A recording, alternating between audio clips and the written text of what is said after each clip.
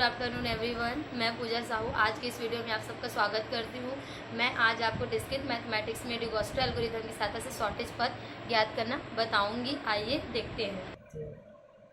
डिगोस्टा algorithm हमको डिगोस्टा algorithm की सहायता से शॉर्टेज पर ज्ञात करना है। तो कैसे टाइप का ज्ञात करना है, जैसे सपोज मानते हैं कि हम लोग को बिलासपुर जाना है, तो बिलासपुर से हम लोग को कहाँ जाना है, रायपुर। तो बिलासपुर से रायपुर जाने के लिए कई सारे पथ होते हैं, कई सारे रास्ते होते हैं, तो हमको कैसे पता चलेगा किसकी लंबाई कम है। तो इसको हम डिगोस्टा एल्गोरिथम की सहायता से हम सबसे ऐसा लंबाई ढूंढ सकते हैं जिसका पथ क्या हो, सबसे कम हो। तो आइए डिगोस्टा एल्गोरिथम की सहायता से हम एग्जाम्पल सॉल्व करते हैं। ये इंपॉर्टेंट एग्जाम्पल है, एग्जाम में कई बार से आया गया है, प्लीज ध्यान से देखिएगा।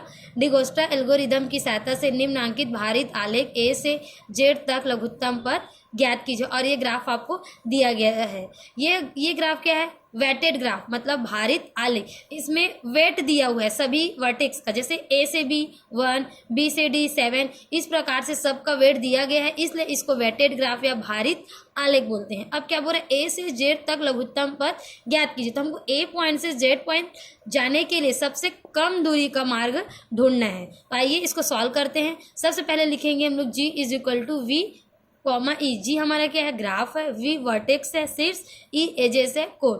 तो यहाँ पर हमको बताना है कि कौन कौन वर्टेक्स है। तो हमारा वर्टेक्स है A B C D E Z. तो यहाँ पर शो कर देना है V is equal to A B C D E Z. ये हमारे सब क्या है, वर्टेक्स है। एजेस क्या है, ए बी के बीच की दूरी क्या है 1। तो दो शीर्षों को मिलाने वाली जो पथ होते हैं, जो लाइंस होते हैं, वो हमारे क्या होते हैं, एजेस होते हैं। जैसे 1 2 4 7 5 1 3 3 6, ये सब क्या है, एजेस हैं। दो शीर्ष मिलकर एक एज बनता है। ठीक है, आइए हम एल्गोरिथम की सहायता से इसको स्टेप बाय स्टेप सॉल्व करते हैं। तो सबसे पहले हम स्टेप फर्स्ट में हम लेंगे P1। P1 क्या करता है, हम इनिशियल वर्टेक्स को देते हैं, प्रारंभिक शीर्ष। तो प्रारंभिक शीर्ष हमारा क्या है, ए। तो हम लोग P1 इज इक्वल टू ए लिखेंगे। अब जितने भी शेष बचे हुए शीर्ष हैं उसको हम T1 के रूप में लिखेंगे। तो T1 में क्या है, B C D E Z. तो T1 में हम ये सारे वर्टेक्स को लिख देंगे। अब क्या करेंगे, हम P1 के शीर्ष को T1 के शीर्ष के प्रत्येक शीर्ष के बीच की क्या निकालना है, दूरी निकालना है, या हम लंबाई भी बोल सकते हैं। और लंबाई को हम लोग किससे शो करते हैं, L से शो करते हैं। अब हमको A से B की दूरी निकालना है। तो हम ए से बी की दूरी, अब ए से निकले कहाँ पहुंच गए, बी, इसलिए हम लोग यहाँ पर क्या लिख सकते हैं, एल बी। तो एल बी, तो एल से बी मतलब ए से बी की दूरी कितना है 1। उसी प्रकार से ए से सी की दूरी कितना है 4। उसी प्रकार से ए से डी की दूरी, तो ए से डी की दूरी हम लोग को डायरेक्ट नहीं पता है, ए से बी जाएंगे फिर बी से डी जाएंगे। तो जिसका डायरेक्ट पथ पता नहीं होगा, जिसका ए से डायरेक्ट कनेक्शन डी से नहीं होगा, वहां पर क्या लिख देंगे हम, इनफाइनाइट। उसी प्रकार से ए से ई का भी डायरेक्ट पता नहीं इसलिए इन्फिनाइट। ए का जेड से डायरेक्ट कनेक्शन पता नहीं इसलिए इन्फिनाइट। अब जितने भी वर्टेक्स की दूरी है, जितने भी शीर्षों की दूरी है, उसमें न्यूनतम कौन है, किसका सबसे कम है। तो यहाँ पर बी न्यूनतम सूचक का क्या सबसे कम है। अब यहाँ पर देखना है कि न्यूनतम सूचक किसका है। तो यहाँ पर दिख रहा है कि बी दूरी सबसे कम है, जो कि क्या है 1 है। और कौन सा वर्टेक्स है, बी वर्टेक्स का है, और किस पे बिलोंग कर रहा है, T1 पर। तो यहाँ लिखेंगे बी बिलोंग्स टू T1। अब आगे हम स्टेप 2 बनाएंगे। स्टेप 2 में P2, इसको P1 को P2 लिखेंगे, T1 को T2 लिखेंगे। जिसका शीर्ष कम होगा, जिस वर्टेक्स का सूचक कम होगा, उसको हम लोग P2 में ऐड कर देंगे और T2 से उसको हटा देंगे। तो अब इसके बाद हमको बी से सी की दूरी, बी से डी की दूरी, बी से ई, बी से जेड की दूरी निकालना है। क्योंकि एल सी पहले ही हम डिनोट कर चुके हैं, तो हम इसको एल डैश सी भी लिख सकते हैं। इसके लिए फॉर्मूला होता है मिनिमम एल सी। तो स्टेप फर्स्ट से हम लोग एल सी देखेंगे। अब उसके बाद हमको क्या, जो न्यूनतम सूचक रहेगा उसको यहाँ पर लिखेंगे। तो न्यूनतम सूचक किसका है हमारा बी का है, एल बी का। तो हम लोग यहाँ लिख देंगे एल बी, क्योंकि हमको अब बी से सी की दूरी देखना है, इसलिए हम लोग यहाँ पर लिख दिए बी सी। अब मिनिमम एल सी की दूरी कितना है 4, एल बी हमारा क्या है 1, और बी से सी की दूरी अब क्या देखना है, बी से दूरी क्या है 2, तो 2। अब इसमें 4 और 3 में न्यूनतम दूरी किसका है, 4 और 3 में मिनिमम कौन है 3, इसलिए यहाँ पर 3। तो एल डैश सी हमारा क्या आ गया 3। अब उसी प्रकार से हम बी से डी की दूरी देखेंगे। इसको फिर हम एल डैश डी से शो कर सकते हैं। इसको भी फार्मूला लिख सकते हैं, मिनिमम एल डी, फिर न्यूनतम सूचक को लिखेंगे एल बी। फिर अब हमको बी से डी की दूरी देखना है, तो इसलिए बी से डी लिखेंगे। एल डी हमारा स्टेप फर्स्ट में क्या है, एल डी इनफाइनाइट है, इसलिए हम इनफाइनाइट लिखेंगे। एल बी न्यूनतम सूचक हमारा 1 है। अब हमको बी से डी की दूरी देखना है, तो हम देखेंगे बी से डी की दूरी हमारा क्या है 7। बी से डी की दूरी हमारा क्या है 7 है, इसको ऐड करेंगे तो 8 आएगा और दोनों में मिनिमम कौन है 8। फिर से हम किसकी दूरी निकालेंगे ई की दूरी निकालेंगे, फिर से लिखेंगे minimum L B plus W B E L E. तो स्टेप फर्स्ट में एल क्या है इनफाइनाइट है तो इनफाइनाइट लिखेंगे, न्यूनतम सूचक 1 है और बी से ई की दूरी, बी से ई की दूरी हमारा क्या है 5 है तो 5 और 1 6 और दोनों में मिनिमम क्या है 6 है। अब फिर से हमको क्या निकालना है बी से जेड की दूरी, तो बी से जेड की दूरी निकालने के लिए हम क्या करेंगे फिर से एल बी और बी ई। तो एल ई हमारा क्या है इनफाइनाइट है, एल ई हमारा क्या है इनफाइनाइट, फिर से एल बी को हम लोग 1 ही लिखेंगे। बी से ई की दूरी, अब बी से ई की दूरी देखना, बी से ई की दूरी हमारा क्या है 5 है, फिर इसको ऐड करेंगे तो 6 आएगा, फिर से इसका मिनिमम क्या हो जाएगा 6।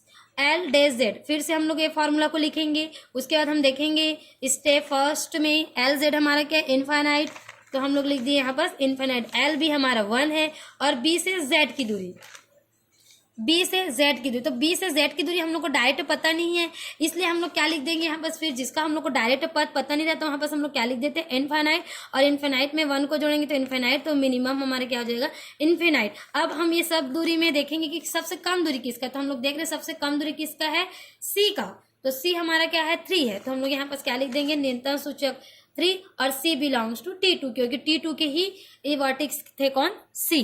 अब स्टेप 3 बनाएंगे, तो स्टेप 3 में अब सी ऐड हो जाएगा और T3 से वो हट जाएगा, तो ए बी सी लिख देंगे P3 में और जो बचे हुए वर्टेक्स वो आ जाएंगे T3 में। फिर से अब हम किस सी से डी की दूरी, फिर ई की दूरी, फिर जेड की दूरी निकालेंगे, जब तक हम जेड तक नहीं पहुंच जाएंगे लास्ट पॉइंट तक तब तक दूरी को निकालना है। अब हम इसको क्या कर सकते हैं एल डबल डैश डी, क्योंकि सेकेंड स्टेप में एल डैश डी करके शो किए तो इसमें एल डबल डैश डी करके शो कर सकते हैं। मैं यहाँ पर डायरेक्ट लिखी हूँ, आप फिर इसी तरीके से फॉर्मूला को यहाँ पर लिख सकते हैं। फिर से मिनिमम, अब हमको क्या देखना है एल डी की दूरी क्या है 8, तो यहाँ 8 और न्यूनतम सूचक क्या है 3, इसलिए 3। अब सी से जेड की दूरी देखना है, सी से जेड, तो सी से जेड हम लोग को डायरेक्ट पता नहीं है, इसलिए हम लोग यहाँ पर क्या लिख देंगे इनफाइनाइट, और इन दोनों में मिनिमम हमारा क्या है 8, इसलिए 8। फिर हमको ई की दूरी निकालना है, तो फिर से हम डायरेक्ट फार्मूला नहीं, मैं फार्मूला यहाँ पर नहीं लिखी हूँ, आप डायरेक्ट लिख सकते हो।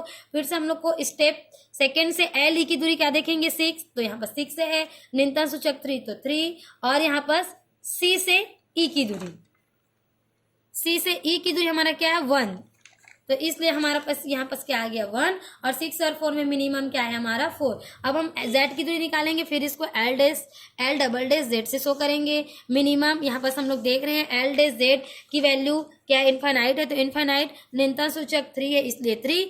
और अब हमको क्या देखना है सी से जेड की दूरी, सी से जेड की दूरी हमको फिर से यहाँ दिख रहा है सी का जेड से डायरेक्ट कनेक्शन नहीं, यहाँ पास बीच में ई आ जा रहा है, इसलिए हम लोग यहाँ पर क्या लिख देंगे इनफाइनाइट, और दोनों में मिनिमम कौन है इनफाइनाइट। हम फिर से देखेंगे स्टेप 3 में सबसे कम दूरी किसका है, तो सबसे कम दूरी किसका है 4 का है, जो कि किसका है ई का है, ई वर्टेक्स का है, तो ई बिलोंग्स टू T3। अब स्टेप 4 में हम लोग ई को ऐड कर देंगे और ई को हटा देंगे। अब क्या करेंगे, अब हम ई से डी की दूरी और ई से जेड की दूरी निकालेंगे, इसको एल ट्रिपल डैश से भी शो कर सकते हैं, एल ट्रिपल डैश डी। फिर से मैं यहाँ पर डायरेक्ट लिखी हूँ मिनिमम। अब एल डी को स्टेप 3 से देखेंगे, एल डी क्या है स्टेप 3 से 8 है, तो हम लोग यहाँ पर क्या लिख देंगे 8 लिख देंगे। अब फिर से हम लोग को क्या देखना है न्यूनतम सूचक क्या है हम लोग का 4 है, 4 लिख देंगे। ई से जेड की दूरी, ई से जेड की दूरी,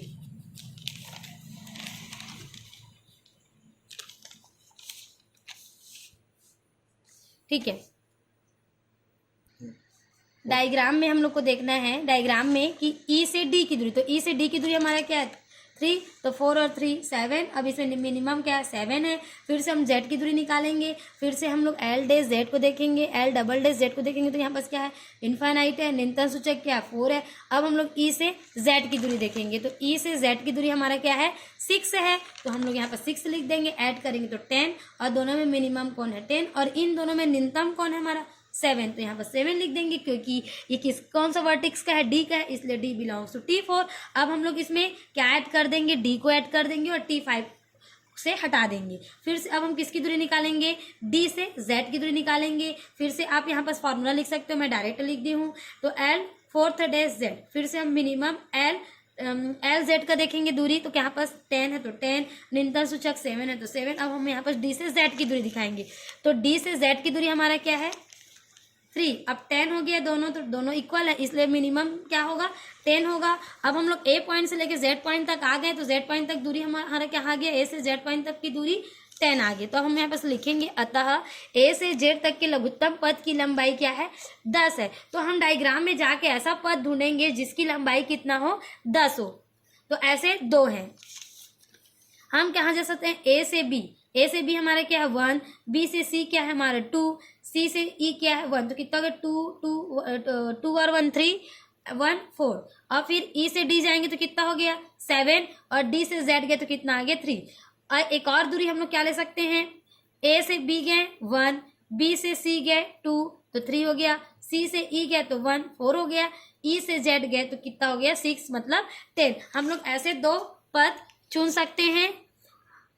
इस तरीके से ये क्वेश्चन हो गया कंप्लीट। इसी तरीके से आप सारे क्वेश्चन सॉल्व कर सकते हैं। Thank you.